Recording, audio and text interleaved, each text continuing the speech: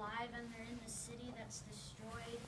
And then they're running from a tsunami when they're going to the city.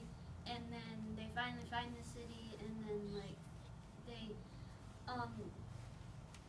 the sweepers is another group of survivors, and then they take people and bring them back to their base, sort of, and then Lucy and the boy go, and then another girl go to the sweeper's base and try to get the people back. Okay. I don't want to give them. Don't give away the ending. Okay, any more? Paige?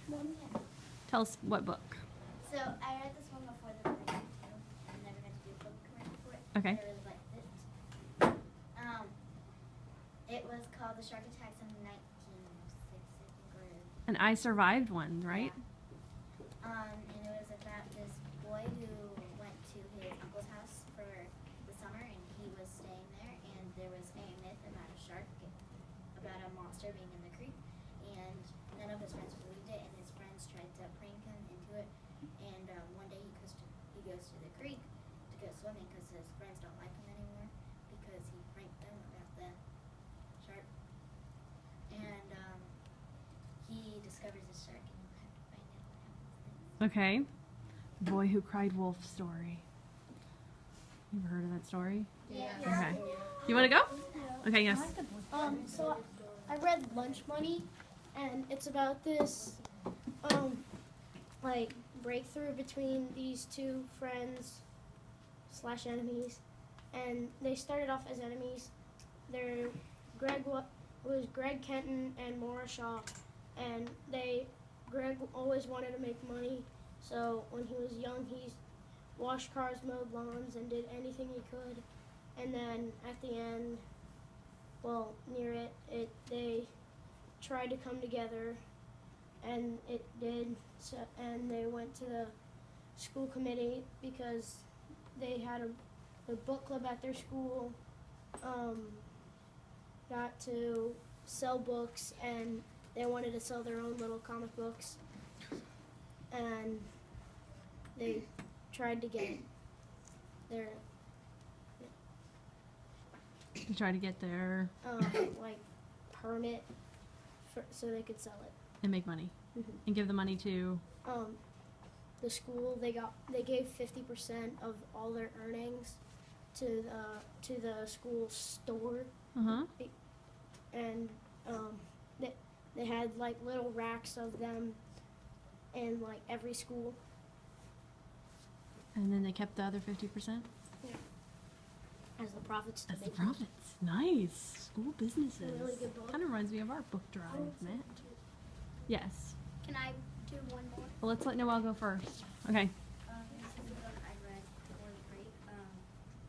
It's called Where the Mountain Meets the Moon, and it's a book about, it has Chinese folk tales in the story, so it'll just kind of pause the story when it's a good time, like somebody's telling that tale.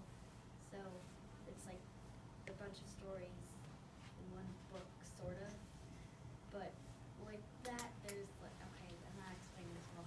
I know, it's hard to explain. Okay, so there's a story, and in the story they just tell you Chinese folk tales, but it's about this girl, and she lives in a village, and they're really poor, and they don't have a lot of food, and so her dad always tells her these stories, and she believes that they were real, and so she runs away, kind of, and goes to find the man in the moon, and she tries to bring good fortune, and yeah, That's good. And that one counts as traditional literature, doesn't it? I think so. It should. Okay.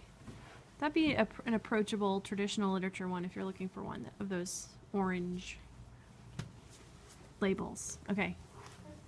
Caitlin's getting... The last book I read was Smells Like Dogs, and it's about a dog who can't smell, but he supposedly smells treasure or lost things, and somebody, girl named Lorelai in the street, she takes Dog away, and she's good in the beginning, but she worked for a lady named Madame, and she wanted to get Uncle Jake, which is Homer,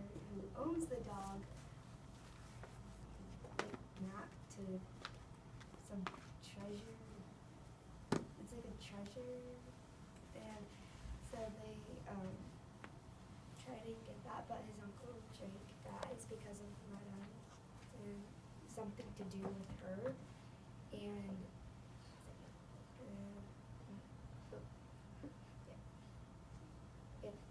it's confusing. But you like it enough that you were dying for the sequel, right? Which is called Yeah, I want to read the next book because it doesn't really End. and because they lost the map to get to the treasure, and so you have to keep doing it, and there's I hope we can get the sequel then upstairs. if they don't, we're gonna look at the library, and if the library doesn't have it, we're gonna have to order on Amazon. Time for Amazon, exactly. Okay, last one. Okay, before I say anything, Yes. I want to say that I made a prediction about series of unfortunate events, and I Yes. got it correct. Nice. So, What was that prediction? okay, so I thought that the bad guy Count Olaf would either make one of his little people do something for him to, like now he doesn't care about the fortune, he just wants to kill them basically. So, yeah, I know.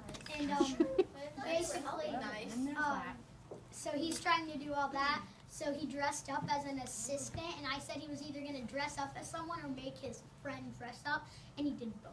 Yes. Nice predictive skills. It feels good when you get it right.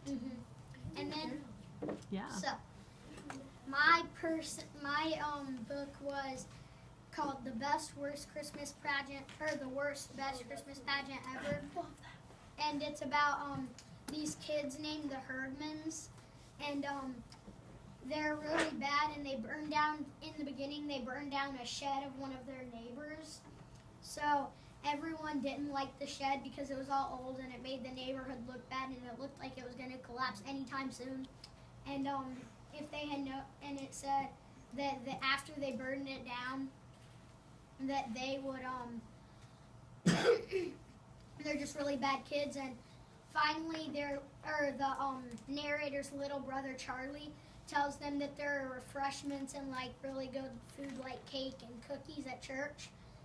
So the Herdmans start going to church, and what happens is they end up in the Christmas pageant as Mary, Joseph, the three wise men, the angel of the Lord, and someone else. I can't remember who it was. And all of them like change up the Christmas pageant, and they put like weird things in it. So It's really funny. Yeah. Isn't there a movie about it? I